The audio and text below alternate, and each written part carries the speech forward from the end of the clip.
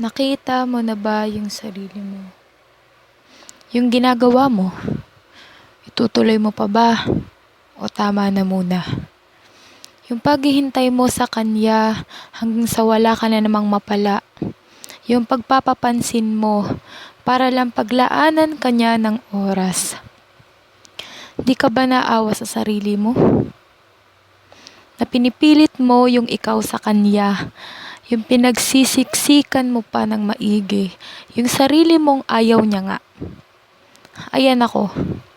Nakikita ko yung sarili ko. Naawa ako sa sarili ko. Na para akong nanlilimos sa'yo. Mahal kita. Oo, mahal. Mahal na mahal kita sobra. Pero sobra na. Masakit na. At ang bigat na. Oo na. Alam ko na. Na mas masaya ka kasama yung iba. Mas masaya ka sa paggawa ng ibang bagay kaysa makausap at makasama ako. Ngayon ko lang to nakita. Yung sarili ko nakawawa. Gusto ko magpahinga.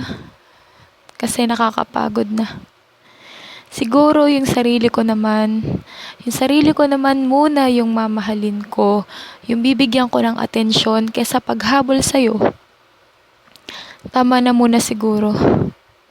Yung pagpapakatanga sa taong walang pake sa'yo. Sa taong masaya na wala ka. Tama na muna siguro. Magpahinga ka naman.